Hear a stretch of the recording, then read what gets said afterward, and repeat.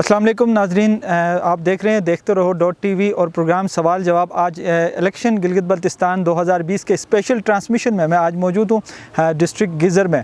District geyser की जहाँ तक बात की जाए, यहाँ पर जो है 3 हलके हैं, GBLA 19, 20 और 21। यहाँ पर बड़े कैंडिडेट्स गिलगित बल्तिस्तान के दूसरे हलकों की तरह यहाँ भी आमने सामने हैं। और यहाँ की मजमूई सूरत हाल जो है वो जानने के लिए आज जो है हमने यहाँ पर ज़हमत दी है। प्रेस क्लब गाहकुच में मौजूद हैं यहाँ के प्रेसिडेंट प्रेस क्लब गाहकुच के सीनियर सहाफ़ी हमारे दरमियान जावेद इकबाल साहब मौजूद हैं। उनके साथ किसी तारुफ़ के मोहताज नहीं हरदिल अज़ीज़ याकूब ताई साहब बहुत गहरी नज़र रखते हैं गिलगित बल्तिस्तान के और साथ साथ स्पेशली गिज़र की सियासत पे। आज हम जानेंगे कि 2020 के इलेक्शन में क्या होने जा रहा है, कि आइंदा इंतखाबात या जो प्रीवियस जो इंतखाबात थे 2015 के 2009 के, उनमें और 2020 में क्या फ़र्क होगा गिलगित बल्तिस्तान में और स्पेशली गिज़र में। सबसे पहले जावेद साहब आपका बहुत शुक्रिया, ताई साहब आपका भी बहुत शुक्रिया। मैं सदर साहब आपसे मैं स्टार्ट लूँगा कि 2020 का इलेक्शन डिस्ट्रिक्ट गिज़र में, वो 2015 में भी आप रहे हैं, आपने उससे पहले भी कई इलेक्शन जो है कवर किए हैं। उन इलेक्शंस में और इस इलेक्शन में आप क्या मुआजना करते हैं? ये अक्सर थोड़ा सा मुख्तलिफ नज़र आ रहा है, क्योंकि आप देख रहे हैं काफ़ी चहल पहल पहले की निस्बत बहुत ज़्यादा है, तो आप कैसे इसको मुआजना करते हैं? शुक्रिया शाहिद साहब और आपकी टीम के हम मशकूर हैं। आप यहाँ पे आए हैं दूर दराज इलाके में और सर्दी के मौसम में भी। जैसा आपका सवाल जो है उस हवाले से मैं ये कहूँगा कि बहुत हम फ़र्क महसूस कर रहे हैं 2015 के इलेक्शन और आज के जो इलेक्शन है इसमें एक तो मेन जो हमें जो फ़र्क महसूस होता वो ये है कि पिछले दफ़ा मीडिया का इतना तवज्जो गिलगित बल्तिस्तान इलेक्शन पे नहीं था। इस दफ़ा आप देख रहे हैं और साथ साथ इस मीडिया का जो तवज्जो है उसकी वजह ये बनी कि फेडरेशन की जो पार्टियाँ हैं उनके जो लीडर्स हैं, जो मरकज़ी कायदीन हैं, वो इस वक्त भरपूर कैंपेन में लगे हैं। जैसा कि आप देख रहे हैं बिलावल भुट्टो जरदारी, मरियम नमाज, PTI के गंडापुर समेत उनकी दिगर जो वज़रा हैं वो सब इस वक्त गिलगित बल्तिस्तान में हैं। तो उनके साथ मीडिया का भी एक बड़ा एक यहाँ पे एक रोल रहा। वो लोग इनके साथ आए, यहाँ पे कवरेज कर रहे हैं और यहाँ तक कि इस वक्त गिलगित बल्तिस्तान में कई चैनल्स की DSNGs मौजूद थे जो आज से पहले हमने कभी नहीं देखे थे। एक आध DSNG इलेक्शन के दौरान गिलगित तक पहुँचती थी लेकिन वहाँ से फिर वापस चले जाती थी। तो एक तो ये फ़र्क है मीडिया का जो तवज्जो है इस वजह से हुआ कि यहाँ फेडरेशन की पार्टियों के जितने भी जो लीडर्स थे, कायदीन हैं मरकज़ी, वो यहाँ पे कैंपेन में आए हैं। दूसरा ये है कि वो वही पार्टियाँ इलेक्शन लड़ रही है। पाकिस्तान पीपल्स पार्टी हो गया, नून लीग हो गया और PTI के साथ काब लीग, ये तो पहले इलेक्शन में भी लड़ रहे थे, लेकिन जो कैंपेन का जो उनका अंदाज़ था वो बिल्कुल मुख्तलिफ है। तो इसमें लोग जो है मुख्तलिफ अंदाज में सोचते हैं। मैं तो इस हवाले से सोचता हूँ कि अभी जो आइनी हुकूक़ के हवाले से हम करीब पहुँचे हैं अपने जो मकासद थे उसमें, तो मुमकिन है कि इस इलेक्शन के बाद कौमी असम्बली के इलेक्शन यहाँ पे होंगे और उस सूरत में यहाँ से जो कौमी असम्बली की जो सीटें हैं वो उस सूरत में जीतेंगे जब यहाँ किसी पार्टी की अक्सरियत होगी। अभी जो हुकूमत बनाएगी तो अगला जो कौमी असम्बली के लिए वो अपनी तैयारी कर रहे हैं। तो मुझे फिर यही लग रहा है, क्योंकि तो अभी तक ये सूरत हाल है। बहुत शुक्रिया याकूब साहब। जो गिज़र में 3 हलके हैं, करीबन मेरे ख़्याल में 2020 के आने वाले इंतखाबात में 50 से 60 जो है उम्मीदवार आमने सामने हैं 3 हलकों में। तो पहले के निस्बत कुछ ज़्यादा भी है, आज़ाद उम्मीदवार भी सामने आए हैं। तो इनके जो उम्मीदवार हैं क्या ये अहलियत रखते हैं? क्या इस हवाले से आप उम्मीदवार और फिर साथ में इलेक्शन के हवाले से आपका क्या तजज़िया है? थैंक यू शाहिद भाई, आपका बहुत शुक्रिया और आपकी पूरी टीम का बहुत शुक्रिया। आप ज़बरदस्त तरीके से प्रोग्राम कर रहे हैं और मज़ा आ रहा है आपके प्रोग्राम को देखकर। जहाँ तक आपका सवाल है, आपके जो क्वेश्चन है, ज़िला गिज़र की 3 हलके हैं। तो हमने देखा कि यहाँ पर कोई 10 उम्मीदवार जो है ना हल्का 1 में है। इस वक्त जिस हल्के में हम बैठे हैं हल्का नंबर 2, यहाँ पर कोई 26 उम्मीदवार हैं और फिर हल्का 3 हम यासीन में जाते हैं तो वहाँ पर भी कोई 20 के करीब जो है ना उम्मीदवार हैं। तो मेरे ख्याल में 10 उम्मीदवार अभी बचे हैं वहाँ पर जो इलेक्शन कॉन्टेस्ट करें, 10 से 12 जो सीरियस इलेक्शन लड़ रहे हैं। तो कहने का मतलब ये है कि एक तो आपने देखा कि पिछले 10 सालों के दौरान बल्दियाती इंतखाबात नहीं हुए मुल्क के अंदर, और ख़ास तौर पर गिलगित बल्तिस्तान में हमने बहुत सारे ऐसे कैंडिडेट को देखा है यहाँ पर कि वो बेसिकली जो है ना यूनियन और डिस्ट्रिक्ट काउंसिल के उनको कैंडिडेट होना चाहिए। तो अब जब स्पेस नहीं मिल रहा, उनको बल्दियाती इलेक्शन नहीं हो रहे हैं, तो वो डायरेक्ट आगे हैं जम करके एनए के इलेक्शन के ऊपर। तो आपने देखा होगा कि गिलगित बल्तिस्तान के अंदर और ख़ासकर हमारे इलाके में यूनियन काउंसिल, डिस्ट्रिक्ट काउंसिल और एनए का जो इलेक्शन है उसमें ज़मीन आसमान का फ़र्क है। बहुत सारे दोस्त इस वक्त भी जो आप देखते, मैंने जो गिनती की आपके उम्मीदवारों की, बहुत सारे ऐसे कैंडिडेट हैं जिनके बड़ी मुश्किल से 300 से 400 या 500 वोट बैंक मौजूद होगा, लेकिन वो आकर यहाँ पर इलेक्शन कॉन्टेस्ट। एक तो ये है कि एक अच्छी बात है कि इलाके में पॉलिटिकल जो है ना वो एक अवेयरनेस आया है, ये एक अच्छी बात है, ये एक एडवांटेज है इलाके के लिए। लेकिन दूसरी बात यह है कि इतने से ज़्यादा कैंडिडेट आने के बाद जो असल कैंडिडेट हैं, जो असल लोग हैं जो इस इलाके की नुमाइंदगी कर सकते हैं, जो हमें नज़र आ रहे हैं, उनके लिए मुश्किलात पैदा हो रहे हैं। कहीं आकर एक बंदे के लिए मुश्किलात पैदा कर रहे हैं, कहीं एक आकर मतलब ये है कि एक गाँव से 3-3 लोग आकर जो है ना फिर ये मुश्किलात हो रही हैं। तो ये उस वक्त तक जो है ना इसका मसले का हल उस वक्त तक नहीं निकलेगा जब तक गिलगित बल्तिस्तान के अंदर बल्दियाती इंतखाबात नहीं होंगे। तो कैटेगराइज होगा यहाँ पर जो चंद 100 वाले जो वोटर हैं वो अपने उस पर जो है ना यूनियन और डिस्ट्रिक्ट सतह पर आकर कॉन्टेस्ट करेंगे। फिर जो एनए के जो हमें नज़र आ रहे हैं, आप देख रहे हैं कि यहाँ पर मजबूत कैंडिडेट है गज़र के अंदर, तीनों हल्कों में बाज़ जो है ना मजबूत कैंडिडेट है, उनका अपना एक वोट बैंक है, यानी 3000 से ज़्यादा वोट जो लेता है मेरे नज़दीक वो एनए का कैंडिडेट बन सकता है। लेकिन वो भी ज़रूरी नहीं है। यहाँ पर जीतने के लिए आप हल्का 1 और हल्का 3 के अंदर जीतने के लिए कम से कम कैंडिडेट को 6000 वोट चाहिए। अब 6000 वोट और 300 वोट लेने वाले में आसमान ज़मीन का फ़र्क है। तो बेसिक चीज़ ये है कि कैटेगराइज होना चाहिए। बिल्कुल सर, ये एक बुनियादी नुक्ता याकूब साहब ने उठाया, हम भी इससे इतफ़ाक़ करना चाहेंगे, क्योंकि आप देखेंगे मुतादिद जो है वो तादाद आज़ाद उम्मीदवारों के आप फहरिस्त देखेंगे जो बिल्कुल 100-200 जो जिनका कैलिबर हम देखें तो यूनियन कौंसल का ही बनता है। बिल्कुल यूनियन कौंसल के इंतखाबात इसलिए ज़रूरी है बल्दियात के, क्योंकि जो कैटेगराइज हो उम्मीदवारों के दरमियान। जावेद साहब, जो 3 हलके हैं डिस्ट्रिक्ट गिज़र के, तो गिज़र की एक रिवायत रही है कि पिछले 2015 के इलेक्शन में अगर हम नज़र दौड़ाएं तो जब रूलिंग पार्टी थी पाकिस्तान मुस्लिम लीग नून को यहाँ से कोई कामयाबी नसीब नहीं हुई। तो इस वक्त पाकिस्तान तहरीक इंसाफ मरकज़ में रूलिंग पार्टी है। तो इस वक्त आप क्या समझते हैं कि गेज़र वालों के बारे में एक दफ़ा कहा भी जाता है कि ये हवा के रुख के अगेंस्ट चलते हैं, तो इस दफ़ा क्या रूलिंग पार्टी को ही कामयाबी मिलेगी या आज़ाद उम्मीदवार या फिर कोई पाकिस्तान तहरीक पीपल्स पार्टी या फिर नून लीग से कोई, क्या समझते हैं? बिल्कुल आपने सही फरमाया शाहिद भाई, क्योंकि ये रिवायत रही है गज़र की, जो भी वफाक में कोई हुकूमत होती है यहाँ से उसका अगेंस्ट वोट पड़ता है। अब उसकी वजह ये है यहाँ पार्टियों का अपना एक नज़रियाती वोट तो कोई 10% वोट मेरे नज़र में वो है, बाकी शख्सी वोट होता है यहाँ पे, शख्सी वोट होता है यहाँ पे, शख्सियात पे डिपेंड करता है कि पार्टी किन को टिकट देती है। इस दफ़ा भी ऐसा है कि ज़फ़र मोहम्मद शाहदम खेल को हल्का नंबर 1 में टिकट मिला है, बड़ा अच्छा पोटेंशियल कैंडिडेट था, लेकिन वो पिछले साल की निस्बत इस साल मैं नहीं समझता हूँ कि इतना मजबूत है, क्योंकि पिछले दफ़ा इश्कोमन से ज़फ़र मोहम्मद शाहदम खेल अकेले था और चटूर खान से आगे ज़फ़र मोहम्मद शाहदम खेल को बहुत बड़ा वोट पड़ा था। पुनियाल और इश्कोमन वाला एक कार्ड वहाँ पे इस्तेमाल हुआ था और वो होता भी है। वो देखो, अब मैं पिछले दफ़ा बुबुर से नेमत शाह इलेक्शन लड़ रहे थे तो गाँव से सारा वोट नेमत शाह को पड़ा, क्योंकि सब ने कहा हमारे गाँव का बेटा है, हम उसको दे देंगे। तो उस वक़्त चटूर खान से लेके अंदर इमित के एंड तक, इश्कोमन के आखिर तक ज़फ़र मोहम्मद शाहदम खेल बहुत मजबूत कैंडिडेट था। लेकिन इस साल वहाँ पे पीर साहब का बेटा आया है, तो पीर साहब के बेटे का अपना एक वोट है, जैसे दईन हो गया, चटूर खान, पकोरा, इश्कोमन, वहाँ पे ज़फ़र मोहम्मद शाहदम खेल का काफ़ी वोट वो काटता है, तकसीम होता है। तो उसके बाद फिर आप पुनियाल में देख ले तो पीर साहब का बेटा इधर आके नाजी साहब का भी वोट कई वोट काटता है। और फिर ये है कि बुबुर से जब नेमत शाह पिछले दफ़ा थे तो वो 1000, 1200, 1300 जो भी उसने वोट लिया था तो वो वोट इनमें तकसीम होता है। इसी तरह ये है कि ये जो 3-4 कैंडिडेट इस हल्के में हैं, अब आप शकील साहब को भी आप नज़रअंदाज नहीं कर सकते हैं, क्योंकि शकील का एक पेट वोट है वहाँ उस हल्के में, और वो पिछले दफ़ा भी मतलब कोई कुछ वोटों से वो मतलब हार गए थे, 2nd पोजीशन पे थे, लेकिन इस साल वहाँ पे टफ मुकाबला है उस हल्के में। दूसरी बात, आप इस हल्के की अब आप बात करेंगे तो इस हल्के में भी पीटीआई ने जो रूलिंग पार्टी है उसने टिकट तो एक पोटेंशियल आदमी को दिया है, पढ़ा लिखा आदमी है, हमारे इलाके के बेहतरीन नोटेबल में भी आता है, नज़ीर एडवोकेट। लेकिन बदकिस्मती ये है कि ये हल्का बहुत बड़ा है, बहुत बड़ा हल्का है, जिसकी वजह से आगे वोट ज़्यादा है, फंड और ग्रुपिस का वोट बहुत ज़्यादा है। यहाँ सिर्फ 14,000 कोई 18,000 वोट है, आगे बाकी वोट सारा गुपिस फंड का है, तो वहाँ अलाइंस बनाने के भी चांसेस ज़्यादा होते हैं।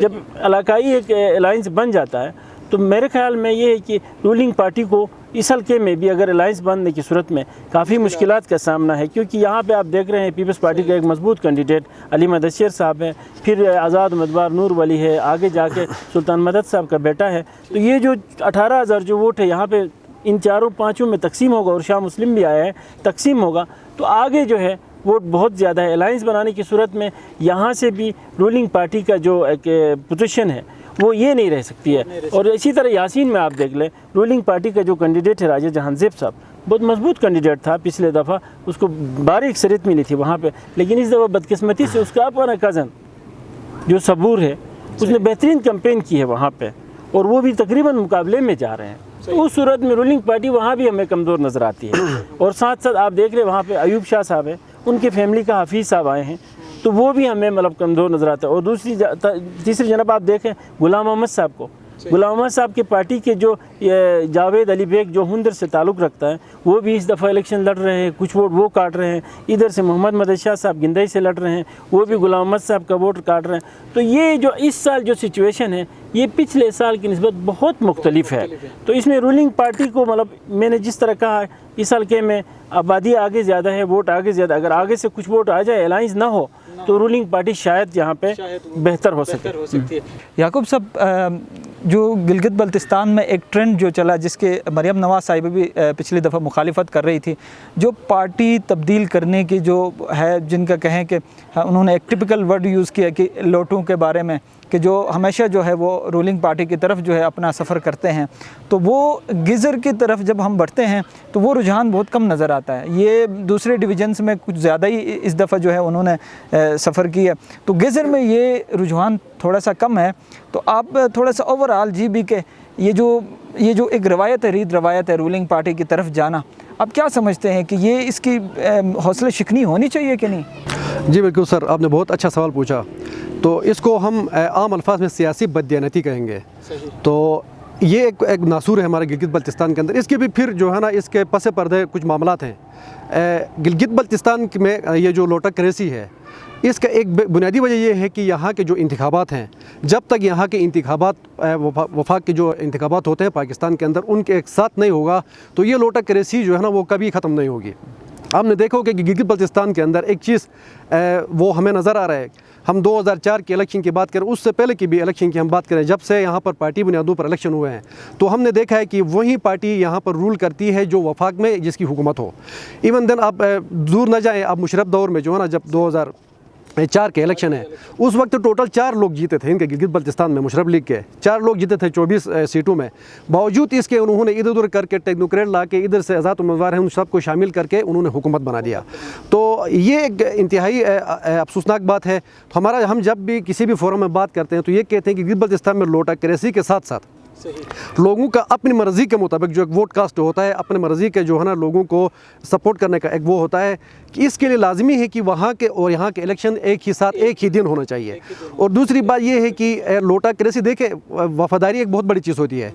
आप किसी पार्टी से वफ़ा करें, आप किसी से भी वफ़ा करें, आप किसी दोस्त से वफ़ा करें, अपने पेशे से वफ़ा करें, पेशा किसी भी चीज़ के अंदर वफ़ा एक बहुत बड़ा मैटर रखता है। जब आप वफ़ा नहीं रखते हैं तो आपसे फिर जो है ना किसी और वफ़ाई की जो है ना वो तवक्को नहीं की जा सकती। मैं तो ये कहूँगा कि जितने लोटे हैं इनका कुछ भी पता नहीं है, आज ये यहाँ पर है तो कल कहीं और होंगे, कल कहीं और होंगे। तो इनका गिलगित बल्तिस्तान के अंदर कम से कम जो है ना गिलगित बल्तिस्तान के लिए ये काम करेंगे लॉयल होकर, तो ये मैं नहीं समझता। तो ये एक ज़िला गिज़र के अंदर भी शुरू हुआ है, शायद भाई ये थोड़ा सा शुरू हुआ है। तो हम चाहते हैं कि हम जहाँ कहीं भी जाते हैं इसको डिस्करेज करते हैं। देखें, यहाँ की अच्छी मिसालें भी हैं, बहुत सारे अच्छे लोग इस तरह हैं कि एक पार्टी के अंदर पैदा हुए, वहाँ बूढ़े होकर उनका रहलत हो चुका, और बहुत सारे लोग ऐसे हैं जिनको पार्टियों ने कुछ भी नहीं दिया, इस वक्त वो बुरे हालत में है, लेकिन अपने पार्टी का झंडा थाम के वो बैठे हुए हैं। ये एक अच्छी रिवायत है। लेकिन हमने देखा बाज़ लोगों ने एक साल में 3-3 पार्टियाँ तब्दील कर दी। बुनियादी वजह यह है कि उनकी लालच है, ज़ाती मुफाद इस तरह है। देखें, अब अगर वफाक के अंदर कोई पार्टी है तो सारे उस टिकट के पीछे इस तरह भागते हैं कि हमें खुद शर्म आ रही है। वजह क्या है? वजह यह है कि वफाक के टिकट मिलेगा तो वो जीत जाएंगे।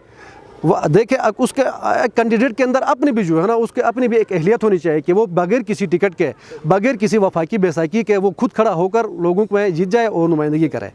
याकूब साहब, अगर दूसरे लफ्ज़ों में हम पूछें कि गिलगित बल्तिस्तान में अभी तक जो है तहरीक इंसाफ ने जब टिकट से इशू किए 90+ कैंडिडेट्स, और उनको भी वफाक में इस्लामाबाद बुलाया, उनसे कुछ पैसे भी उन्होंने फ़ीस भी रखी, उसके बाद काफ़ी क्राइटेरिया उन्होंने इतना टफ़ किया कि कैंडिडेट्स को काफ़ी मुश्किल का सामना करना पड़ा। जबकि उसके निस्बत अगर हम दूसरे पार्टीज़ को देखें तो उन्होंने एक अच्छा उन्होंने अपना रखा कि एनालिसिस करके यहीं पे गिलगित बल्तिस्तान में उनका फ़ैसला किया। क्या समझते हैं कौन सी पार्टी जो है गिलगित बल्तिस्तान के साथ सिंसियर है? देखिए शाहिद भाई, पार्टी तो मैं समझता हूँ ना, कोई ज़्यादा सिंसियर कोई नहीं है यहाँ पर। तो उसके अपने वजूहात हो सकती हैं, सिंसियर क्यों नहीं, उसके अपने वजूहात हैं। अब पीटीआई जो है ना, नई जमात है, पीटीआई आई, उन्होंने जिस क्राइटेरिया के अंदर वहाँ पर लोगों को बुलाया, जिस तरह जो है ना इंटरव्यूज़ किए, जो कुछ किया, आपने सारा कुछ देखा। ये एक प्रोसेस चला, वो आपने भी देखा, हमने भी देखा और लोगों ने भी देखा। अब बहुत सारे हलकों के अंदर उन्होंने ऐसे लोगों को टिकट दिया कि जो जो है ना 7 दिन नहीं हुआ था पार्टी में आकर टिकट दिया, बहुत सारे सीनियर नाराज़ हो गए। सर आपकी बात को काट रहा हूँ, और कुछ ऐसे भी हैं जिन्होंने पहले टिकट हासिल किया, बाद में पार्टी में शमूलियत इख्तियार की। फिदा नशाद साहब, बिल्कुल, देखें फिर वही बात आती है कि जो ना इससे हमारी जखनसाई हो रही है सर तीसरी दुनिया के अंदर। कि अब फिदा नशाद इस वक्त सिटिंग स्पीकर थे किसी पार्टी के, सिटिंग स्पीकर होके अपना एजेंडा भी उसके साथ था, गाड़ी भी उसके साथ थी, जाकर पीटीआई के अंदर शामिल हो गए। आपने उसका डॉक्टर इकबाल के आपने देख लिया हल्का 3 में, यार देखें वो जाफ़र शाह बेचारा, वो हमारा इंतहाई मुअज़्ज़िज़ था, गिलगित बल्तिस्तान का एक ज़बरदस्त लीडर था, वो उसके अपने खिदमात हैं, वो एक जमहूरी लीडर था। अब उसका सोयुम नहीं हुआ, जाकर टिकट के लिए दूसरे दिन के अंदर पार्टी में शामिल हो गए। ये अच्छी रवायत नहीं है। अच्छी रवायत जो सब कैसे ख़त्म होगी ये रीत रवायत, जो गिलगित बल्तिस्तान में पार्टी की अमूमन रूलिंग पार्टी की तरफ जो रुझान बढ़ता है, ये कब और कैसे ख़त्म होगा? याकूब साहब ने बिल्कुल बेहतरीन उनको एक मशवरा, ये तो हम शुरू से कहते आ रहे हैं कि जो GB के इंतखाबात है वो फेडरल के साथ होने चाहिए, ये कैसे पॉसिबल है? देखो, एक तो बात ये बिल्कुल मैं याकूब की बात से इत्तेफाक करता हूँ। जब वहाँ इंतखाबात 2 साल पहले होते हैं, यहाँ पे 2 साल बाद होते हैं, तो हर एक की कोशिश होती है कि मुझे हुकूमत की भी सपोर्ट हो, इदारे की भी सपोर्ट हो, और फिर मैं जीत सकूं। तो ये एक तासुर उस वक़्त जब ये कंबाइन इलेक्शन होंगे पाकिस्तान के साथ, उसी दिन यहाँ भी इलेक्शन होंगे, तो ये एक तासुर ख़त्म हो सकता है। दूसरी बात मैं देख रहा हूँ गिज़र में ये बहुत कम है, गिज़र में बहुत कम है। यहाँ के लोग खुद इनको नज़रअंदाज करते हैं, ऐसे लोगों को। अब जैसे मैं एक मिसाल दे दूँ, पिछले दफ़ा फिदा जो है आज़ाद इलेक्शन लड़ा था, वो जीत गया यहाँ पे, सही, ठीक है, और उसको वो जाके फ़ौरन पार्टी में शामिल हो गए, वज़ीर बने, और वज़ारत ख़त्म हो गई, इधर आके इलेक्शन के दिन आ गए, टिकट उसको नहीं मिला, तो वो जाके जो ना वो इंडिपेंडेंट लड़ रहा है। तो ऐसे लोगों से यहाँ के अवाम खुद भी जो है ना, वोटर भी उनसे अभी मतलब ज़्यादा मोहब्बत नहीं करते हैं अपने उन लीडरों से। एक तो ऐसे ख़त्म होगा, अवाम में शऊर आ रहा है अभी। जैसे अभी गिलगित बल्तिस्तान के 2015 के इलेक्शन और इस इलेक्शन में बहुत बड़ा फ़र्क हमें नज़र आता है। यहाँ एक बात याकूब ने जो कहा ना, बल्दियाती इलेक्शन ना होने की वजह से हर आदमी जो है NA के कैंडिडेट बना है, ये भी एक अवेयरनेस है। हम देख रहे हैं छोटे छोटे जो लोग गाँव देहात से खड़े होकर आए हुए हैं, उनके भी जज्बात, उनके भी ख्यालात, उनके भी जो सोच, वो भी मतलब काफ़ी मतलब पहले से बेहतर हो चुकी है। तो ये मतलब मैं समझता हूँ ये लोटक क्रेसी जो आप सियासतदान ये लफ्ज़ इस्तेमाल करते हैं, ये वाकई है। अब जैसे आप दरेल की बात करें, हैदर खान जो नून का मिनिस्टर था, जैसे ही उनकी वजारत ख़त्म हो गई, उसने जाके तहरीक इंसाफ में शमूलियत कर ली। और इसी तरह जो है मतलब कुछ लोग यहाँ ये भी समझते हैं कि इदारों के ज़रिए यहाँ पे लोग हाईजेक होते हैं, लेकिन ऐसा मुझे कोई नज़र नहीं आता है, क्योंकि 20 सालों से मैं इलेक्शन देख रहा हूँ, आज तक किसी कैंडिडेट की तरफ से ये ऑब्जेक्शन नहीं आया या ये शिकायत नहीं आई कि मुझे इदारे वालों ने किसी ने थ्रेट किया जिसकी वजह से मैं इस पार्टी में जा रहा हूँ, ये मेरी मजबूरी है, ऐसा भी नहीं है। तो एक तो ये अवाम में शऊर आया, तो ये जो ट्रेंड है ये ख़त्म हो सकता है। अवाम को भी चाहिए कि ऐसे लोगों को देखो। जो बंदा, याकूब ने एक बात बिल्कुल सही कहा, कुछ लोग पैदा हुए जब से उन्होंने होश संभाला, सियासी सोच संभाला उसी पार्टी में, और जो मर गए फिर उसी पार्टी में। जैसे आप गिज़र के मीर अकबर साहब का मिसाल ले लें, अजीज़ अहमद की आप मिसाल ले लें, बहुत सारे लोग यहाँ, नून के भी कुछ ऐसे लोग हैं यहाँ पे। तो PTI को, जो रूलिंग पार्टी को इस दफ़ा जो मुश्किलात है, उसकी वजह ये भी है कि मतलब जो लोग पहले से थे उनको एतमाद में लिए बगैर दूसरों को टिकट दिया गया, तो यहाँ दड़ेबंदी हो गई। ये याकूब साहब, मैं आपसे जानना चाहूँगा कि ये जो पार्टी में स्पेशली गिलगित बल्तिस्तान, और हम गिज़र के हवाले से बात करें तो जो पार्टियों ने टिकट्स की तकसीम है, ये कोई बराबरी के बुनियाद पे कोई फेयर हुआ है कि नहीं? इस वजह से भी पार्टियों को नुकसान हो सकता है जो टिकट के तकसीम जो है यहाँ पे जो हुए? देखें, बिल्कुल आपने देखा, इस पे तो हम 100% शिकायत भी नहीं कर सकते। कहीं कहीं पे ये हुआ है कि जो असल हकदार थे उनको छोड़ा गया और दूसरों को टिकट दिया गया। लेकिन बाज़ ऐसा भी है, अब हमारे हलके के अंदर मैं मिसाल देता हूँ आपको, यहाँ का नज़ीर एडवोकेट जो है उसको टिकट दिया गया। मेरे ख्याल में ये कोई ज़्यादती नहीं है, वो मेरिट पर इसलिए हुआ कि नज़ीर एडवोकेट एक ज़बरदस्त कानूनदान है, उन्होंने इलेक्शन कॉन्टेस्ट किया अपने, उसकी एक बड़ा जो है ना यहाँ पर उसका एक वोट बैंक है, मामलात हैं, और सबसे बड़ी बात यह है कि हेड क्वार्टर से उनका ताल्लुक़ है। ऐसी और भी मिसालें हैं कि वोट जो है ना वो टिकट मेरिट पर दिया गया है। तो यहाँ पर नुकसान तो होगा। नुकसान इस तरह होगा कि देखिए, एक पार्टी कैंडिडेट जो इलेक्शन कॉन्टेस्ट करता है उसका मेन मकसद और उसका उस पार्टी के साथ वफादार होने का एक ही जो है ना उसके साथ ये वजह हो सकती है कि उस पार्टी के अंदर उसके साथ कितनी ज़्यादती और कितनी उसके साथ जो है ना वो की जा सकती है।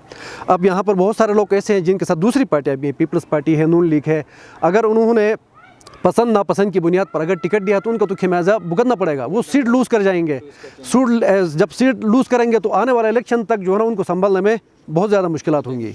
याकूब साहब, जो 3 हलके जैसे जावेद साहब के तजज़िये हमने शुरू में सुना, आप क्या समझते हैं कि किसका पलड़ा भारी होगा? जो 3 हलके हैं गिज़र के 19, 20 और 21 में आपको क्या नज़र आ रहा है अभी तक की मजमूई सूरत हाल? आपकी तो बहुत वर्किंग है, स्ट्रॉन्ग वर्किंग है, तो कुछ अगर हमें इशारे ही मिल जाएँ। बिल्कुल सर, मैं आपकी इस बात से एग्री करता हूँ, इशारे ही मिलने चाहिए। देखें, हम यहाँ बैठकर मैं खुद ज़ाती तौर पर मैं इस बात की जो है ना मैं मुखालिफ हूँ कि इलेक्शन से पहले किसी भी कैंडिडेट के हक़ में कोई फ़ैसला हमें नहीं करना चाहिए, क्योंकि हम इशारा ही दे सकते हैं। अब बाज़ हमारे दोस्त जो है ना वो 1 महीने पहले बाकायदा सिक्योरिंग कर रहे थे कि फ़लाँ कैंडिडेट को इतना वोट पड़ेगा, वो इतना इसमें हार जाएगा। मैं इस बात की एग्री नहीं करता, हालांकि मुझे पता भी है कि तीनों हलकों से किसने जीतना है, लेकिन हम इशारतन आपको बताएंगे कि ये एक तरीका अच्छा है कि हम इलेक्शन से पहले बैठकर अगर किसी के हक़ में फ़ैसला करेंगे तो ये एक अच्छा चीज़ जो है ना कम से कम ये नहीं होना चाहिए। मैं आपको 19 की तरफ बिल्कुल हल्का 1 नंबर हम जाते हैं सर, आपने देखा होगा वहाँ पर जो 3 जो टफ कैंडिडेट बल्कि 4 कैंडिडेट हैं वहाँ पर। एक कैंडिडेट तो नया आया अभी, पीर साहब का बेटा, वो पहले नहीं था तो मंजर आम पर नहीं था, अभी नया कैंडिडेट आया। उससे पहले का आप देखें तो 2004 से वहाँ पर इलेक्शन कॉन्टेस्ट से आपका जो कॉम्प्रेस लीडर है नवाज़ खान नाजी साहब, एक मजबूत टफ कैंडिडेट है, तो 2 दफ़ा वहाँ पर उस जो है ना वो इलेक्शन जीत भी चुका है, अभी हाल ही में वो वहाँ के मेंबर भी रह चुके हैं। तो फिर दूसरे जो है आपके ज़फ़र मोहम्मद शादम खेल जिसको PTI का टिकट मिला है, पिछले इलेक्शन में वो आज़ाद उम्मीदवार था, हमने उसको अंडर एस्टिमेट किया था पिछले इलेक्शन में, लेकिन उसका रिज़ल्ट हमें अच्छा नहीं मिला। वो अंडर एस्टिमेट नहीं था, उसने ज़बरदस्त मार्जिन लिया और तीसरे नंबर पर 100-150 वोट के फ़र्क से वो तीसरे नंबर पर रहा। शकील साहब दूसरे नंबर पर था। इस मरतबा जो इलेक्शन है हल्का में वो उसका थोड़ा सा इस मरतबा इलेक्शन थोड़ा तब्दील है। वो इसलिए है, मेरा अपने नुक्ते नज़र के मुताबिक इस वक्त पोनियाल का जो आपका हल्का है, ख़ासकर हासिस से लेकर अपना शेरकिला तक, यहाँ पर एक ही कैंडिडेट वो खेल रहा है। तो वो इसकी बुनियादी वजह ये है कि आपका नून लीग का टिकट भी इश्कोमन चला गया, वहाँ पर पीपल्स पार्टी के टिकट भी उधर चला गया, PTI के टिकट भी उधर चला गया, फिर वहाँ पर 2-3 और आज़ाद उम्मीदवार हैं जो कहीं कहीं जो टिकट होल्डर्स हैं उनके लिए मुश्किलात पैदा कर सकते हैं। अब उसके मुकाबले में हम पोनियाल के अंदर आएँ तो नाजी साहब इस वक्त ग्राउंड में अकेले खेल रहा है, तो मैं समझता हूँ कि इस इलेक्शन में उसके लिए बुनियादी फ़ायदा ही यही है कि वो पोनियाल में अकेले खेल रहा है। दूसरी बात ये है कि इश्कोमन के अंदर भी उसके पार्टी वर्कर से हैं, वहाँ भी उसको थोड़ा सा फ़ायदा मिलेगा। तो फिर हम थोड़ा सा इसको और आसान कर देते हैं, 2 कैंडिडेट्स दे दें। वहाँ पर असल जो मुकाबला होगा 2 कैंडिडेट, जी जी, कि आप तीनों से 2-2 मुझे कैंडिडेट दे दें। मैं उस हल्के में आपको 3 कैंडिडेट दूंगा, 2 नहीं दूंगा सर। तो वहाँ पर नवाज़ खान नाजी से ही मुकाबला करेंगे वो, उसमें आपका PTI का कैंडिडेट है, फिर उसके बाद आपका पीर कलम निशा का बेटा है पीपल्स पार्टी का, ये दोनों नाजी का मुकाबला करेंगे। ये तकरीबन आजकल मंजर आम पे तो तीनों यही हैं। अगर हल्का 2 की तरफ आते हैं तो मैं चाहूँगा सिर्फ 2 कैंडिडेट अगर आप दे दें तो और आसान हो जाएगा। आसान होगा सर, ये है कि अब यहाँ पर जो इस वक्त पोनियाल में, हाँ अब तक की सूरत हाल में नहीं कह सकते हैं आखिरी 1 दिन में भी तब्दीली बिल्कुल अब तक की सूरत हाल में ये है शाहिद भाई की जो पोनियाल के जो हमारा रीजन है यहाँ पर इस हल्के का इसलिए मुश्किल है क्योंकि हर इलेक्शन में यहाँ पर किसी के लिए आसान नहीं है तजिया करना इस हल्के का। खासकर यहाँ पर 3 रीजन है, वरना हर हल्कों में 2-2 रीजन होते हैं। यहाँ पर यह है कि आपको पता है कि पोनियाल का अलग रीजन है, फिर गुप्पिस का अलग है, फिर फंडर का, यहाँ पर बल्कि 4 रीजन है और अपर फंडर फिर अलग है। लेकिन इस वक्त हम जो देख रहे हैं कि यहाँ पर इस वक्त आपके PTI के जो कैंडिडेट है नज़ीर एडवोकेट, वो ज़बरदस्त फाइट पोजीशन में आया हुआ है। फिर आपके पीपल्स पार्टी का अली मदशर है, वो भी ज़बरदस्त इस वक्त उसमें है। लेकिन ये दोनों मोहताज हैं, मैं आपको ये बताऊं, ये दोनों मोहताज हैं। जब तक इनको 1000-1500 वोट फंड गुपित से नहीं आएगा तो ये मुश्किलात का शिकार है। मुश्किलात का। अगर तीसरे हलके की तरफ जाते हैं, तीसरे हलके में सर ये है वहाँ पर कि इस वक्त वहाँ पर जो PTI का जो कैंडिडेट है उसकी थोड़ी सी पोजीशन वीक है, तो वहाँ पर असल जो मुकाबला होगा मुस्लिम लीग नून और पीपल्स पार्टी के कैंडिडेट के दरमियान मुकाबला होगा, यानी अपना गुलाम मोहम्मद साहब और अयूब के दरमियान मुकाबला होगा। बिल्कुल जावेद साहब, आप अगर दो आपने तफसीलन तो तजज़िया पहले दिया है तीनों हलकों के हवाले से, सिर्फ मुझे हल्का 1 से 2 कैंडिडेट अगर आप दें। देखिए, उसमें मैं शकील साहब को भी मतलब नज़रअंदाज नहीं कर सकता हूँ। मेरे नज़र में याकूब की एक बात से मैं इत्तेफाक करता हूँ कि पुनियाल, अगर देखो ये इलाकाई जो तासुर दे रहे हैं यहाँ पे, अगर वो हो तो आगे चारों कैंडिडेट्स के लिए नुकसान हो सकता है, लेकिन नाजी के लिए नुकसान कम हो सकता है। और मैं उसमें ये कि अगर नाजी साहब का मुकाबला अगर मैं करवा दूँ तो ये अपना शकील साहब के साथ में मुकाबला साहब के साथ, ठीक है, नाजी साहब और शकील साहब अपने सदर साहब, अगर हल्का 2 पे जहाँ हम बैठे हैं, अगर यहाँ मैं आपसे 2 कैंडिडेट्स मांगूँ तो हल्का 2 में ये है कि आज कल मैंने एक बात सुनी है कि फिदा खान नून लीग के टिकट के लिए मतलब टिकट के हक़ में दस्तबरदार करा रहे हैं वहाँ के जो लोग हैं। अगर ऐसा मरियम नवाज़ की मौजूदगी में हो जाएगा, लेकिन ना हुआ। हाँ, लेकिन वो गजर में उनकी मीटिंग ही नहीं हुआ, मुमकिन है आगे पीछे हो। अगर ऐसा होता है तो गुपिस रीजन भी बहुत मजबूत है, क्योंकि वहाँ पे गुपिस रीजन से किसी को भी अलायंस, देखो अभी नून लीग का अगर नहीं आता है, वहाँ किसी आज़ाद उम्मीदवार को भी दे देते हैं। तो गुपिस रीजन और पुनियाल में जैसे याकूब ने कहा कि नज़ीर एडवोकेट और अपना अली मदशर साहब तकरीबन बराबर जा रहे हैं, इस वक्त बराबर जा रहे हैं, क्योंकि आप देख रहे हैं गाकुच जो होम टाउन है अपना नज़ीर एडवोकेट का, वहाँ अली मदशर का भी वोट है। जैसे सिंगल अली मदशर का गांव है, वहाँ पे नज़ीर एडवोकेट का भी वोट है वहाँ पे।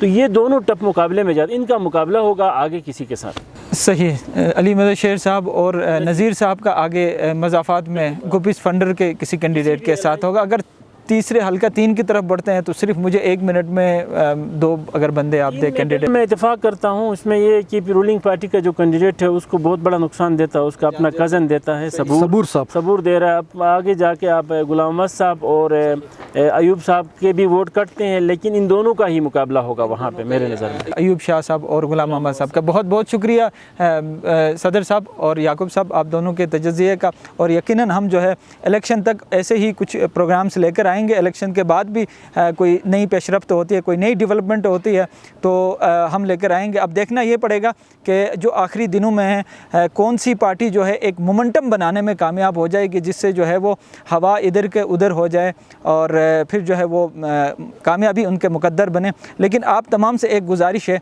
कि वोट एक बुनियादी मकसद है, इसके ज़रिए आप तब्दीली ला सकते हैं। खुदा के लिए जो बंदे, जो हमारे दोस्त जो पहले वोट कास्ट नहीं करते किसी भी वजह से, उन तमाम से गुजारिश है कि ये एक वक्त होता है कि अपने वक्त का, अपने ज़मीर का फ़ैसला करने का, और यही वोट से हम आगे चल के कोई भी कामयाबी, कोई भी अपने इलाके में तामीर और तरक्की, अपने पूरे रीजन के लिए कुछ बेहतरी ला सकते हैं। आप तमाम का बहुत शुक्रिया। देखते रहो .TV के साथ एक और सेगमेंट में हम आपके सामने हाजिर होंगे। अल्लाह निगहबान।